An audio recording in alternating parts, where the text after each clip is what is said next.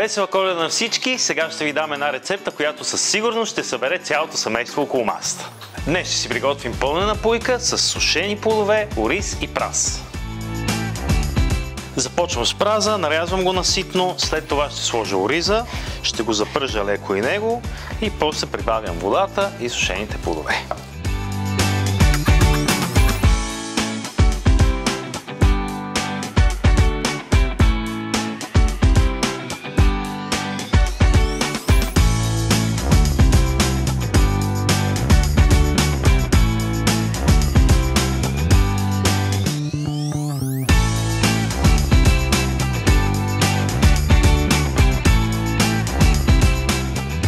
Добавих нарязаните сушени плодове и стафиите, сега ще сложа и подправките.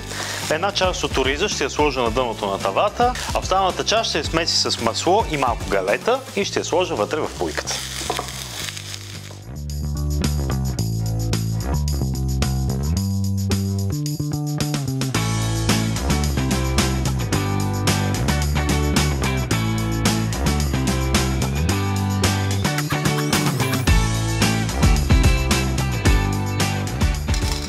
Слагам 2/3 от плънката в тавата, а останалата ще я смеся с галета и масло и ще я сложа в пуйката.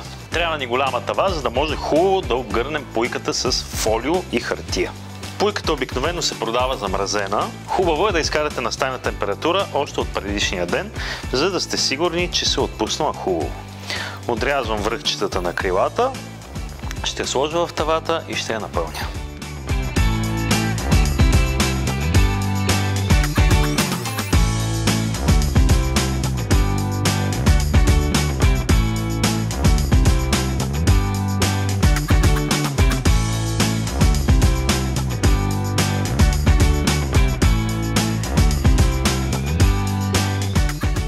Слагам водата в тавата, след което ще посоля пуйката и ще я намажа с олио.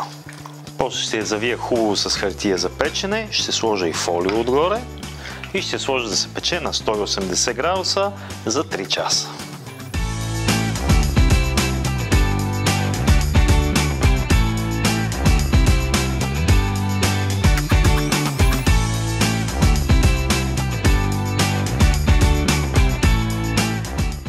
Пуйката отива във фурната, ще се видим след 3 часа.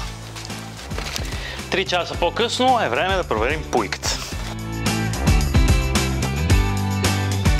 Оставям я отвита във фурната на 200 градуса за около 30 минути да хване хубав златист загар. Ще пия една кола през това време.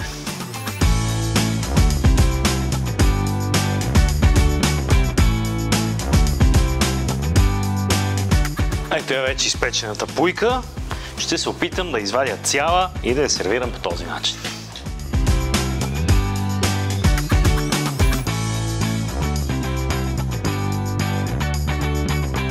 Пуйката е готова, отивам да я занеса на масата и весела Коледа на всички!